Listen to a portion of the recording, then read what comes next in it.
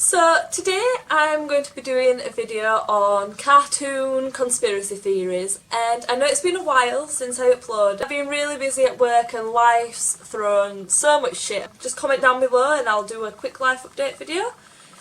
So I'm just going to jump right into the videos. I will link where I've read all these from, and then you can go check it out because my reading's pretty bad and I talk pretty fast. So the first one's the Rugrats dead baby theory. We all know Angelica is a little nutty, but the Rugrats theory takes it to a whole new level. Get this, the Rugrats really were a figment of Angelica's imagination. Chucky died a long time ago, along with his mother. That's why Chaz is a nervous wreck all the time. Tommy was stillborn, and that's why Stu is constantly in his basement making toys for the son, who he never had a chance to live.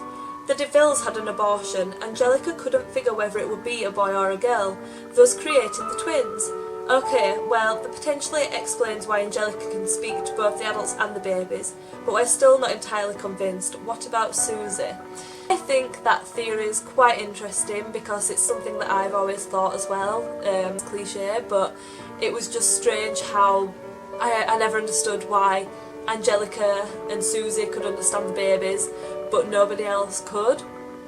Maybe it's just kid to kid, but then Angelica could speak to the parents. So I'm just going to move on to the next one. So this one is called the Hey Arnold grandparents theory. We don't believe this one, mostly because there were episodes with photos and flashbacks of Arnold's parents, but there's a big Hey Arnold theory that Arnold's wacky grandparents are in fact his real parents, and his football head is the result of a deformity, Arnold-Chiari syndrome. I hope I said that right, I'm not quite sure what that is. That's quite a short one. I don't really believe that one either. I used Hey Arnold all the time and I don't know, I didn't get any weird vibes off. So the next one is the Scooby-Doo post-depression theory. Here's another fun one from Reddit. The original Scooby-Doo series is set after a horrible economic depression. Everything is abandoned and falling apart, and all of the villains, who are people who would normally be respected, professors, museum and celebrities who have fallen into hard times just like everyone else. And I think that one's quite boring, to be honest, because I just think that one's quite boring. The Powerpuff Girls, this one. Personality theory. The three girls, Blossom, Bubbles and Buttercup, are all fractions of one host personality, whose name is unknown to the audience, but for convenience's sake, we will call her Brenda. The course for the development of multiple personality disorder in Brenda originates from bullying in early childhood by her older brother, whose actual character is unknown to the audience, but is manifested into Brenda's hallucinations as Mojo Jojo. The girl's greatest nemesis. Thoughts? I'm not sure. I did used to watch Powerpuff Girls a lot as well, but I did get like weird vibes off that one, but more about the guy making them in the lab. I don't know. But this one's one of my favourite ones, only because I absolutely love Ed.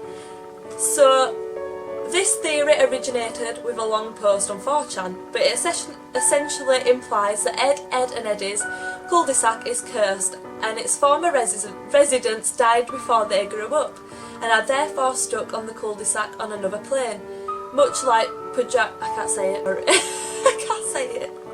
Ignore me. So I think that one's interesting because I did read a while back that apparently all the kids are dead on the block, and that's why they have no parents, or well, you never see the parents, and that one is actually a really interesting one to read into, so I would recommend it.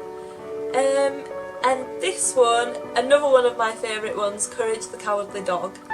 I love Courage so much. Cowardly dog theory could be real, right? Courage is actually a normal dog and he sees the world through a dog's eyes. All the villains in the show are just normal people, but to a little dog they seem scary. They don't actually live in the middle of nowhere, but since his owners are too old to take him outside for walks, he only knows what's around him. And everything beyond that is nothing, because he's never seen it. That makes sense. But so basically, yeah, Courage is actually just a real dog and he's seen what it's like to be a dog through a dog's eyes. Like, he don't know who all these scary people are. And we're just going to tell one more now, and this is Dexter's lab theory. Could a kid have a laboratory in his house, you ask? One theory insists that he didn't, and it was all in his head. As a socially awkward introvert, Dexter relied heavily on his imagination. His rivals were his few friends with similarly huge imaginations, and when they played together, the usual fantastical Dexter's Lab shenanigans would ensue. Dexter's big imagination also explains his bizarre accent. I used to love watching Dexter. Like, it was so good, that programme. Quite interesting and something to think about and possibly research. There is plenty more as well. There's like SpongeBob and Cramp Twins. But I'm not going to get into them ones today. I'm just going to leave it at that. And I hope you enjoyed today's video, seeing as it's been so long since I uploaded. I think it's been about 6 months now since my last video, which is bad, but I have been so busy. But yeah, if you want like a quick update video, just comment below, thumbs up, let me know what you think, and I'll see what I can do. Or if you've got any more ideas of videos, I can do those as well. And anyway, it feels good to finally upload. So thank you for watching, and I'll see you all